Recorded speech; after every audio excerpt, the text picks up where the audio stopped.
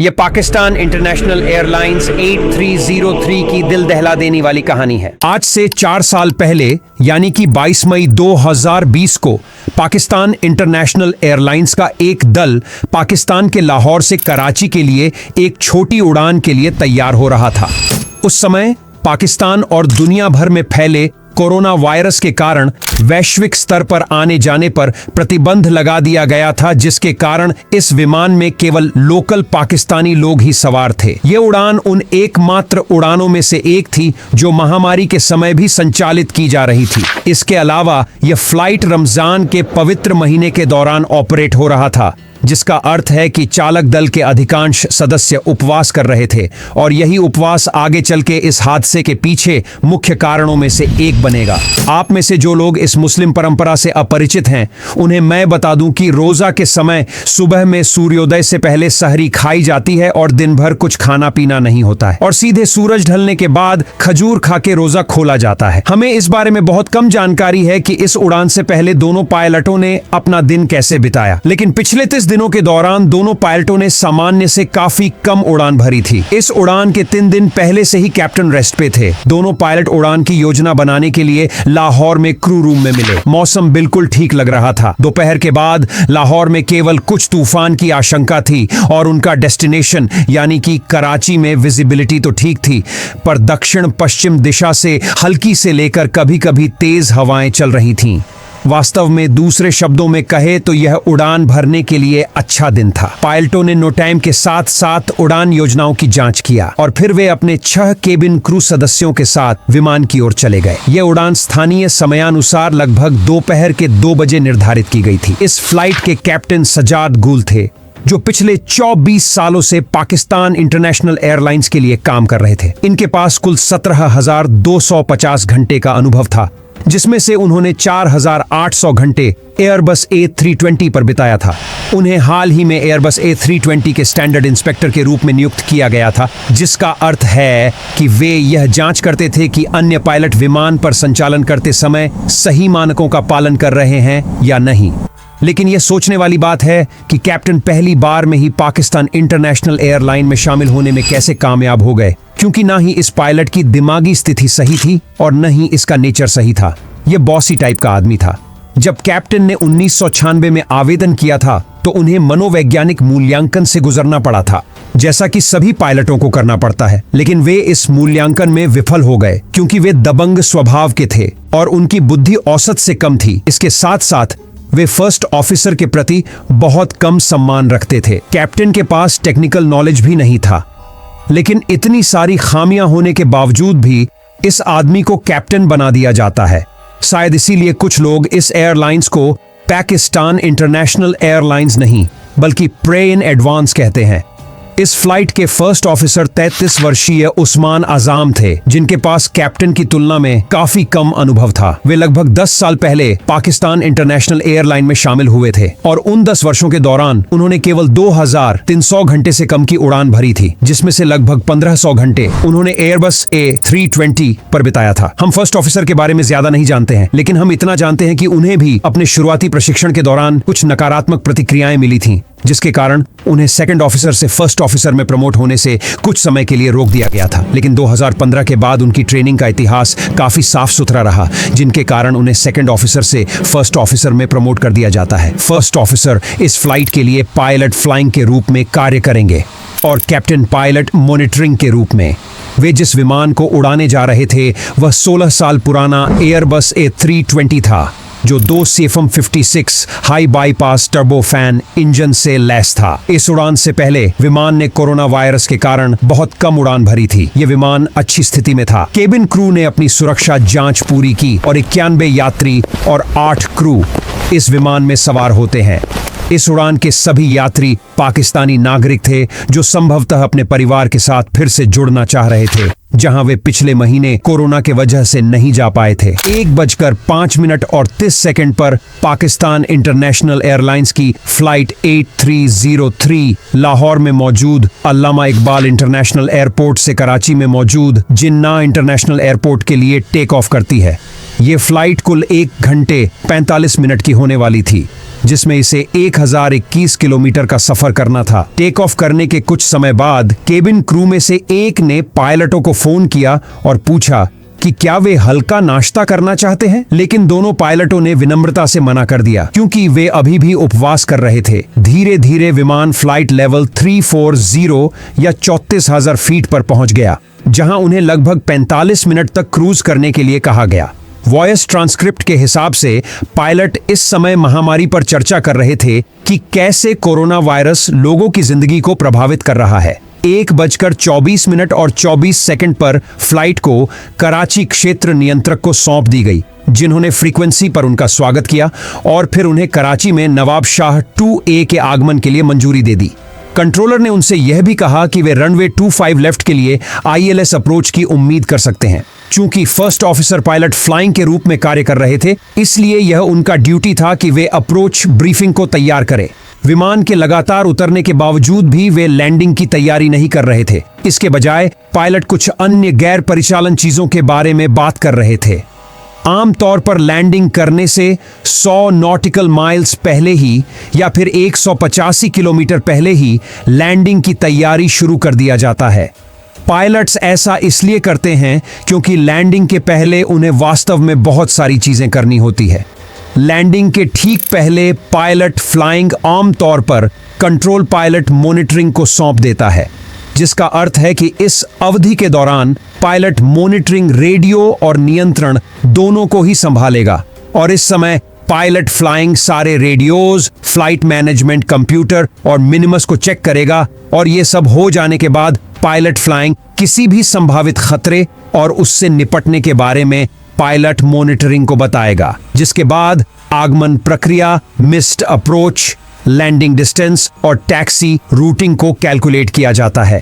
यदि पायलट हवाई अड्डे से बहुत परिचित हैं या यदि वे दूसरी बार उस दिन उसी हवाई अड्डे पर पहुंच रहे हैं, तब इन सब चीजों को कैलकुलेट करने का समय घटाया जा सकता है, लेकिन इस प्रक्रिया को कभी भी पूरी तरह से हटाया नहीं जा सकता है।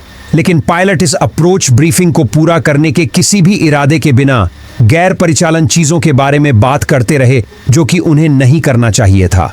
स्थानीय समय अनुसार 2:15 पर फर्स्ट ऑफिसर ने इनिशियल डिसेंट के लिए कंट्रोलर से संपर्क किया। तब कराची कंट्रोलर ने अनुरोध का उत्तर दिया और उन्हें शुरू में फ्लाइट लेवल 100 तक उतरने की मंजूरी दी। ऊंचाई की मंजूरी प्राप्त होने के बाद उड़ान भरने वाले पायलट को FCU में नई ऊंचाई सेट करनी चाहिए और फिर सेट कहना चाहिए, और उसके बाद पायलट मॉनिटरिंग को यह सत्यापित करना चाहिए कि दर्ज किया गया मान वही है जो उसने सुना था या नहीं, और यदि ऐसा था तो उसे जवाब देना चाहिए कि फ्लाइट लेवल 100 की जांच की गई। इस तरह ऐसा करने से गलती होने की संभावना बहुत कम हो जाती है। ये एक अत्यंत महत्वपूर्ण प्रक्रिया है, लेकिन किसी भी पायलट की ओर से कोई कॉल आउट नहीं किया गया। इस सबेन पॉइंट तक विमान को 3000 फीट की हाइट तक उतर जाना चाहिए था, पर इस पॉइंट तक आने के बावजूद भी पायलटों ने विमान को नीचे नहीं उतारा। कंट्रोलर पायलटों से अप्रोच कंट्रोल से संपर्क करने के लिए कहते हैं। कई बार कोशिश करने के बावजूद भी वे पायलटों से संपर्क करने में असमर्थ रहते हैं। कंट्रोलर अब गार्ड फ्रीक्वेंसी पर विमान से संपर्क करने की कोशिश करते हैं। आपकी जानकारी के लिए बता दें कि गार्ड फ्रीक्वेंसी एक विशेष रेडियो फ्रीक्वेंसी होती है जो किसी आपात स्थिति के लिए आवंटित की जाती है। यह एक ऐसी फ्रीक्वेंसी होती है जिसका उपयोग कंट्रोलर और पायलटों के बीच आपसी बातचीत के लिए किया जाता है। पर 2 बार गार्ड फ्रीक्वेंसी पर कॉल करने के बावजूद भी पायलटों की तरफ से कोई जवाब नहीं आता है। आखिरकार कई बार कोशिश करने के बाद पायलटों की तरफ से जवाब आता है और एक बार फिर से फ्लाइट 8303 से कनेक्शन रीएस्टैब्लिश्ड हो चुका था। जब विमान को कराची अप्रोच को सौंपा गया, तब कराची अप्रोच ने उन्हें 3000 फीट नीचे तक उतरने के लिए मंजूरी दे दिया। इस समय विमान मैकली वे पॉइंट के पास मौजूद था। मैकली वे पॉइंट तक पहुंचने के बाद भी विमान 9000 फीट की हाइट पर मौजूद था, जबकि इसे इस समय 3000 फीट की हाइट पर होना चाहिए था।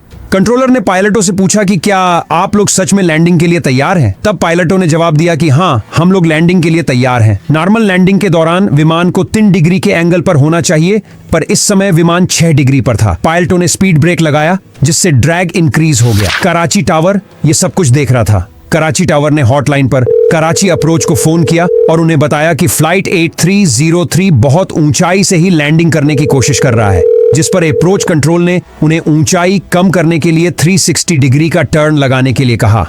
पर पायलटों ने ऐसा नहीं किया। पायलट ना ही कोई रूल और ना ही कोई ATC द्वारा दिए गए निर्देशों का पालन कर रहे थे। स्पीड ब्रेक्स के डिप्लॉय होने के बावजूद भी विमान काफी ऊंचाई पर था।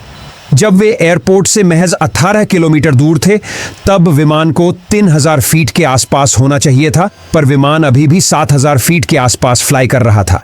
इस बिंदु पर कराची अप्रोच ने चिंता से कहा कि सर, यदि आप चाहते हैं तो एक ऑर्बिट उपलब्ध है। Sir, orbit is available if you want. Negative, sir. We are comfortable. We can make it, inshallah. पायलटों ने ऊंचाई को कम करने के लिए 360 डिग्री का टर्न लगाने से मना कर दिया। वे अब रनवे से मात्र 6.5 नॉटिकल माइल या लगभग 12 किलोमीटर दूर थे, पर अभी भी विमान 3700 फीट पर फ्लाई कर रहा था। फर्स्ट ऑफिसर ने विमान के नोज को काफी तेजी से नीचे की ओर धकेला, जिसके कारण ऑटो पायलट मोड डिस्कनेक्ट हो जाता है और कॉकपिट में मास्टर वार्निंग और CRC वार्निंग बजने लगता है, क्योंकि विमान काफी तेजी से नीचे की तरफ जा रहा था। उसके ठीक बाद GPW या ग्राउंड प्रॉक्सिमिटी वार्निंग सिस्टम सक्रिय हो जाता है। विमान अब 7400 फीट प्रति मिनट की गति से नीचे की तरफ जा रहा था। कुछ सेकंड्स बाद कॉकपिट में सिंक रेट और पुल अप चेतावनियां भी बजने लगती हैं।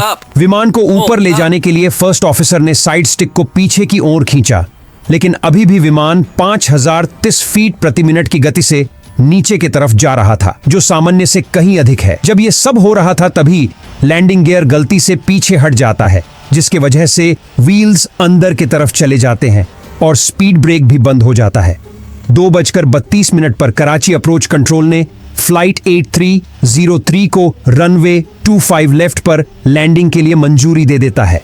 विमान अभी भी बहुत तेजी से नीचे की तरफ जा रहा था। फर्स्ट ऑफिसर अब थोड़ा चिंतित था और उसने कैप्टन से पूछा कि क्या हमें ऊंचाई को कम करने के लिए 360 डिग्री का टर्न लगाना चाहिए या नहीं, लेकिन कैप्टन ने ऐसा करने से साफ साफ मना कर दिया।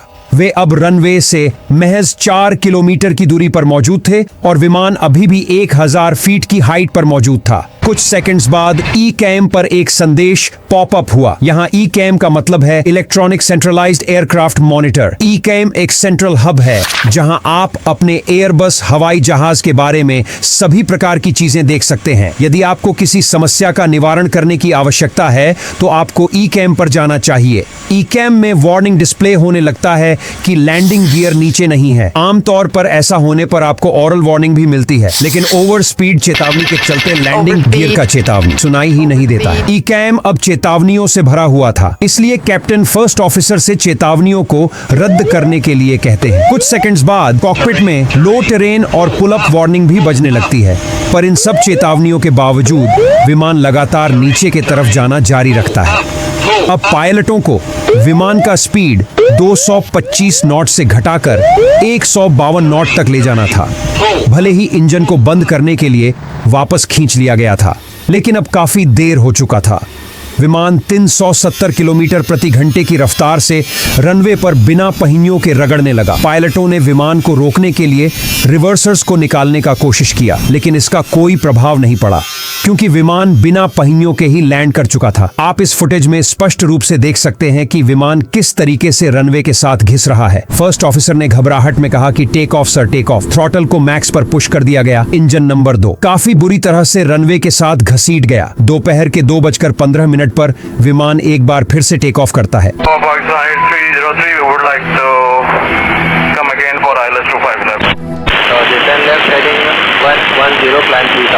Left heading confirm. Left heading 110, climb 3000.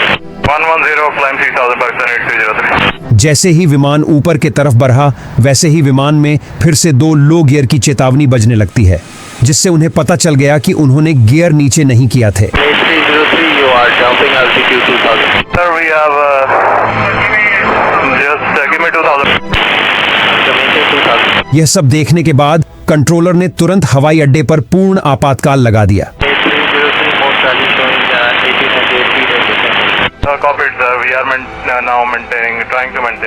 Engine 1 से लगातार तेल बह रहा था, जिसके कारण इंजन नंबर 1 भी 2:15 पर काम करना बंद कर देता है।